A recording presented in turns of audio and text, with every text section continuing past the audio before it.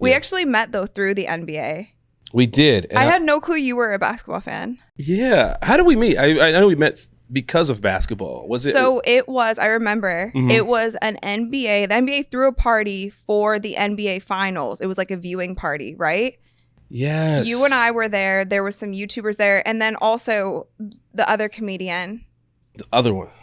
No, it was the other comedian. No, he's like super famous. King Batch. Anderson. No. Anderson Silva. No, we did talk about him on the last show, though. Wait, isn't that his last name? Anthony Anderson. Anthony yes, Anderson. we hosted. Yes, Yeah, okay, yeah. now I remember. So we were there, got to watch the finals together. You were going hard for Cleveland because LeBron was there. I'm a huge LeBron fan. Yeah, but it's weird to me because you're from Chicago. Listen, again, you get too much into specifics. I think that's the issue there. You got to understand where greatness lies. Okay? Greatness lies in Chicago, sure. Okay, once upon a time. And they're good now.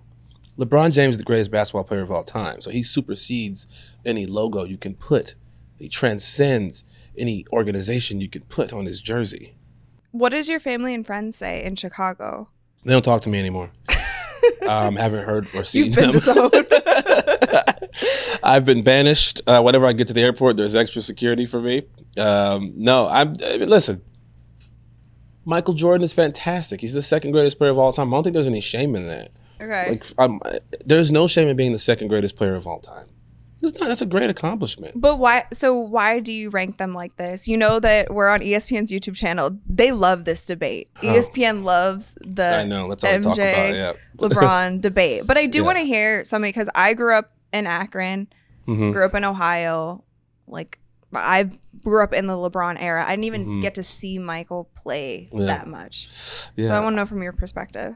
I mean, I probably attribute longevity to the conversation more than some people would like to, because in order to be that good for that long, it's insane. You know what I mean? Michael Jordan, I would say Michael Jordan's peaks were definitely higher than LeBron's, but LeBron's peaks were right under his in certain aspects, and in some aspects a lot higher than his. But he's been doing it going on 20 years, which is crazy. You know what I mean? By the time I turned 20 years old, I had a beer belly.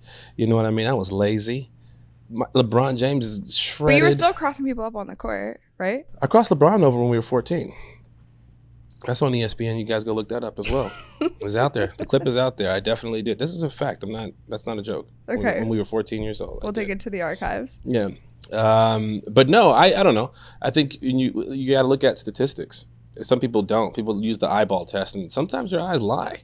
Sometimes there's a certain romanticism to history where we go, man, I'm from Chicago.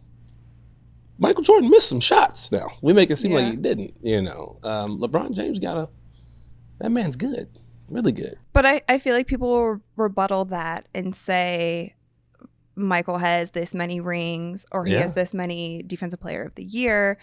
He had one Defensive Player of the Year, correct?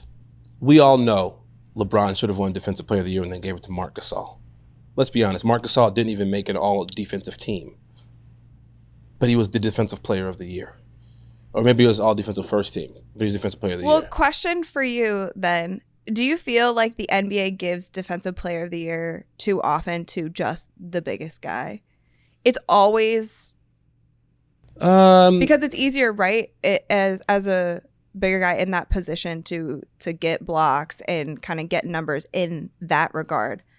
I mean, maybe. I just think that, I know in that case, I just think during that time, Memphis, their defensive capabilities they may have been at the top of the league. Yeah. But I think you're forgetting the fact that Tony Allen was also on that team, one of the all-time greats defensively. Marc Gasol, also one of the all-time greats defensively.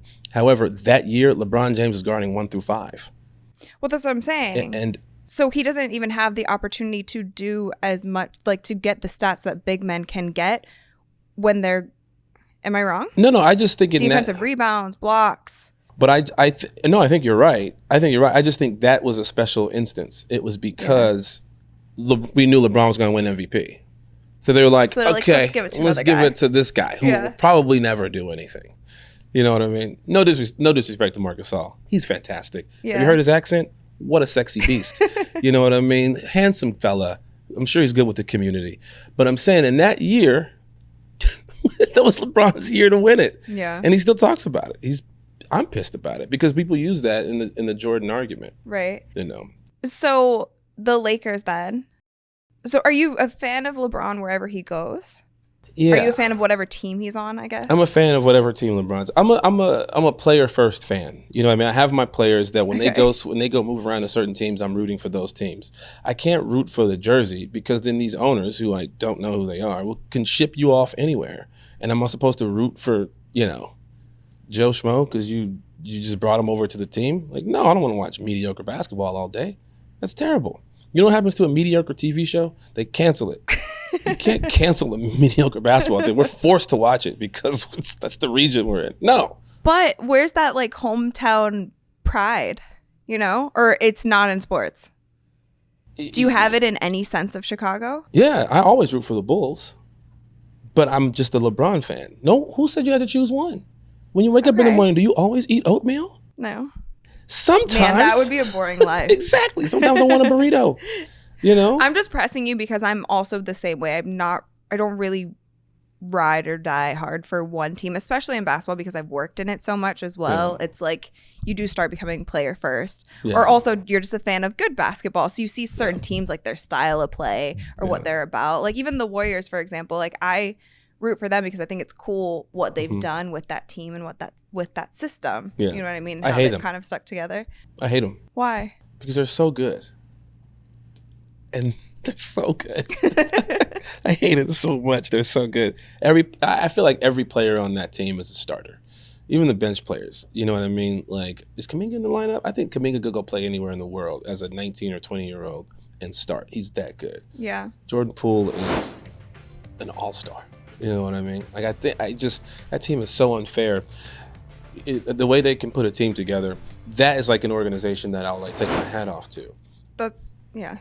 But if you let's say you live in Oakland and let's say they ship off Steph Curry and Klay Thompson and Draymond, let's say all of a sudden they ship those guys off for some sort of financial purposes.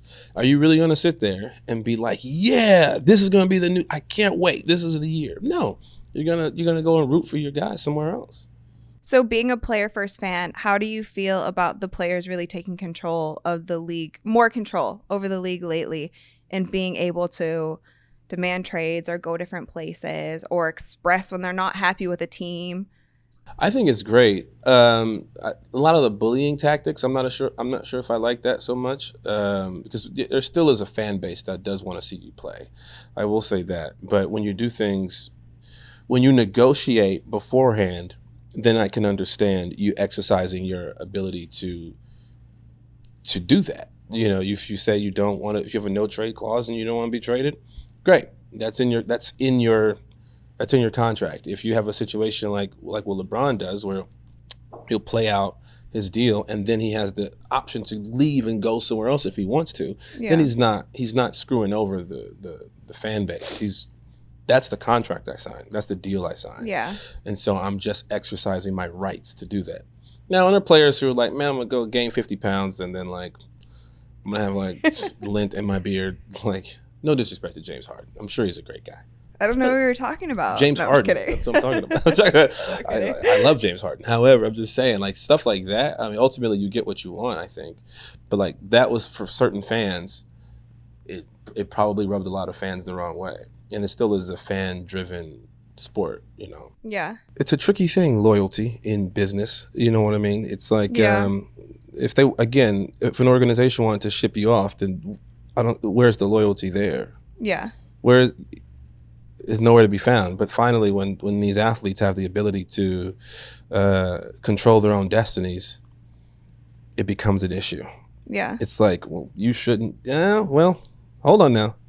I would rather choose where I'm going than be shipped off somewhere like that I don't want to go to. Or find out on Twitter that I'm being shipped off somewhere. Right. Can you imagine? Like, that'd be Well, horrible. There's been guys, what was it, a couple seasons ago where one of the players found out on the bench that he was getting traded, like in the middle of the game. That's crazy to me. Yeah. Which player in the league do you think has been the most disrespected by media, fans?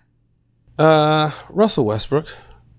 Absolutely. I would agree. I would say overall, like throughout history, LeBron has been highly disrespected, but he's also been highly praised in a way that, like, unlike, we're comparing him to Michael Jordan, for crying out loud. But he's become polarized for whatever reason. Yeah, Westbrook or LeBron? No, Westbrook I feel like has always been in that category, but LeBron has. And I think it, not even just from leaving Cleveland the initial time.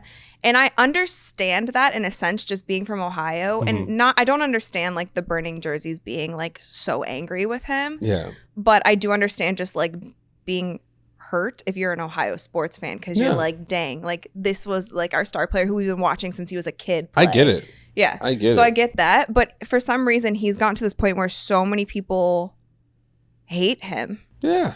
Because it's easy to. Why do you think that Steph Curry is so like universally loved and LeBron has become this kind of polarized figure? He hasn't left. LeBron was great until he left Cleveland. You know what I mean? As I was saying, do you think that's what did it? That definitely doesn't hurt. And Steph Curry didn't have expectations when he came in the league. You know what I mean? He didn't have expectations. Yeah, he was kind of like an underdog in a sense. He's been an underdog because undersized, all that stuff, and, you put your daughter on a press conference, you know what I mean? Like people, that melts hearts all over the world. Yeah. You know what I'm saying? Like you can't hate a guy like that when his family's so adorable. Because you say like when you're great, everybody like wants to hate you. But that is one guy who I feel like has been untouchable in a sense. Like people do not hate Steph Curry. When LeBron would dunk on somebody, he used to snarl a lot and like do the thing, like, right, do all that stuff. People started comparing him to Michael Jordan. The old head started hating that. So he's now telling you, like, feel free to hate me a little bit because he's doing kind of cocky, showboatish type of stuff. I guess so. Steph Curry, very meek. He doesn't dunk really much. He doesn't dunk really either. But he'll shoot from half court, you know what I mean? And be like coy about it at times. And just turn around. Yeah, turn around and run the other way. They call him the babyface assassin. You can't hate somebody who's a babyface. Last thing on the NBA front, do you have predictions for this upcoming season? Before you say that, I do also want to go back and like Russell Westbrook is one of the best players in the league. Okay, I will say that he had a bad season. And by bad season, I mean 18, 8-8 or whatever that was. No, I'm a big fan of Russell. Like, the thing I don't understand about him is, like, you can hate him. Again, if you go back to just, like, I guess what some would consider cocky. But to me, that's, like, sports. So it's weird to, like, be turned off by that. But Russell, even if he is missing every single shot, he gives 100% on the court, like, literally every minute when he is in. And I don't think you could say that about any other player in the NBA who literally at all times leaves everything on the court. Absolutely. And he also has, the only time that he's ever been disrespectful to media or whatnot is when somebody is disrespectful to him, towards him first. Yeah. So it's kind of weird to me. Like, you can maybe say, oh, I don't like his style of play, or it's whatever.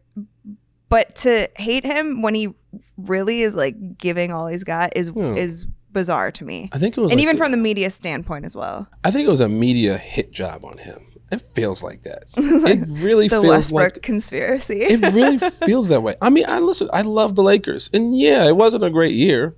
But are we forgetting the fact that AD was hurt a lot of the year? LeBron was hurt a lot of the year. Yeah, they were hurt the year prior. Yeah, you know what I mean. You bring a guy in and expect him to change the entire culture of your team.